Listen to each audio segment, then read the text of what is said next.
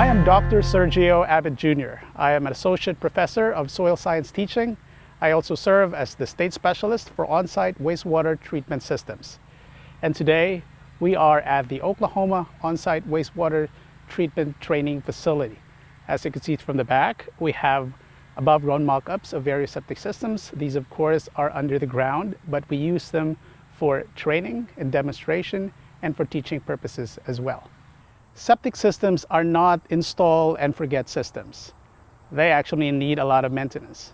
Everybody who has a septic tank or a septic system should consider their septic system as an expensive appliance. And like any expensive appliance that is very important for your household, you need to maintain it to make sure that it continues to function for a very long time. A lot of the problems related to septic systems can actually be traced to one thing, and that is unmaintained and uninspected septic tanks. And today we will talk about that. I will demonstrate to you how to inspect septic tanks. The first thing that you're going to do, of course, is to locate your septic tank in your backyard. And if your tank was installed according to code, then you should be able to see the lids at the surface. The lids are supposed to be 2 inches above the surface. If you cannot find the tank from your backyard, you have to remember this, that the tank is supposed to be installed within 5 to 25 feet from your house. So if you know the sewer line that comes out of your house, you should have some idea of the general area where you would find your tank. The next thing that you're going to do is inspect the lids, specifically the sides of the lids. You want to make sure that it is dry, because if there are signs of wetness around the lids, that tells you that there's actually problems in the flow and your tank is overflowing. And that is a sign of a major problem. It is best to do these inspections if the ground is dry, because if the ground is dry, it's easy to locate those areas that are wet. Try to see if there are signs of wetness at the sides of the tank. If there are signs of wetness, specifically if it's wastewater, it smells bad, it smells like sewer, then it is a sign that you have some leaks and you need to deal with it promptly. The reason that we have to check for any signs of leaks in tanks is that tanks are not a single object. It is composed of 2 different or many parts that have been fused together using a seal. And if the seal actually has some leaks in it, and that could be a problem, because instead of your wastewater being treated through the system, the wastewater is just leaking and it's going to the environment without treatment. When you open up a tank, you have to think of the 3 F's. The 3 F stands for friend, fumes, and fall. When you do this, you always want to have a friend with you because, just in case of emergency, you get somebody there.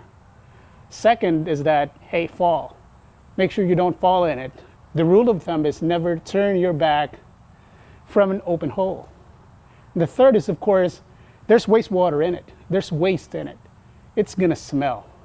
So be worried about the fumes. Earthy, musty odor is normal, but whenever you smell that strong smell of something that is dead, that is a bad sign. That means that the microorganisms inside their tank is under stress and it could not work well. Once it's opened, the first thing that you're going to do is look at the sides of the lid. Look for any signs of watermarks or signs of muddy water coming in, because if you find that, that means that number one, the water could actually be rising up, and that's a bad sign, or water is coming in, and that is also a bad sign. Once you've opened this and you've inspected the side, after that, you inspect the baffle. Inside here, you will find an outlet baffle. There's also an inlet baffle out there. It looks like this. You look at this and then look for watermarks in it. If you see some watermarks all the way to the top of the baffle, or some debris, for example, a toilet paper or something that is on top of it, that is a bad sign again. That means that flow is not moving the way it should, and that it's backed up somewhere up in the flow area. There are 3 things inside your tank. First would be the solids at the bottom of the tank. And then you have the effluent in the middle. And of course, you have a scum layer of the grease on top. You have to inspect or determine the thickness of 2 things. Determine the thickness of the solids below and determine the thickness of the scum layer on top. To do that, we need some tools. This is the tool that I would use to determine the thickness of the scum layer on top. This is just made of PVC pipe. We have a long, shaft in here, and of course a little bit of horizontal shaft here below. What I'll do is I'll just put this on top of the scum layer, right? That's what I'll do first, put that on the top of the scum layer, and granting that's already on top of the scum layer, what I'll do next is make a mark here, right here. And then what I'll do next is put it through the scum layer and kind of feel the scum layer from below. I do that again, and then I do a second mark, right? The difference between the first and the second mark would be the thickness of my scum layer. If the thickness of the scum or the grease layer is more than 2 inches, you have to do something. You have to have that removed because the scum layer actually interferes with the flow of the wastewater from the inlet to the outlet portion of your tank. The second thing that you're going to do is measure the thickness of the solids at the bottom. And I have another tool in here. This is just a PVC pipe, and in here we have Velcro. What you do is put it into your tank all the way to the bottom, wiggle it a little bit, and let it stand for 3 minutes. After 3 minutes, you pull it up, and when you pull it up, it should have a mark in here of where the solids are, the thickness of the solids, because it's going to be black, black, black all the way to the top of the solids inside your tank. Now, if the thickness of the solid is at least 1/3 of the water depth within the tank, then you have to have that solid pumped. Because if it's thicker than that, then you're reducing the capacity of the tank to treat the wastewater. Because with a thick solid layer, there's a less possibility for the solids to settle out before the effluent actually moves out of your tank. If there's not a whole lot of thickness for the solids to settle, then some of the solids can actually move through the lateral lines and plug some of your lines downstream. After checking the thickness of the scum layer and the solids below, you also want to make a visual inspection of what's inside the tank. And look for things that are not supposed to be there. Examples are syringes, for example. They're not supposed to be flushed. Non-biodegradable materials like diapers, they're not supposed to be flushed as well. So kind of just look at that so that you'll have some idea of whether or not you need to do something very soon.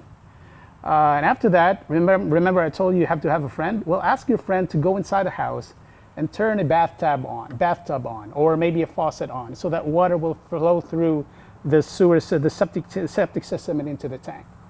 And as soon as water enters, kind of look at the flow. Inspect if flow is actually moving, there's actually good flow, if there's no obstruction between.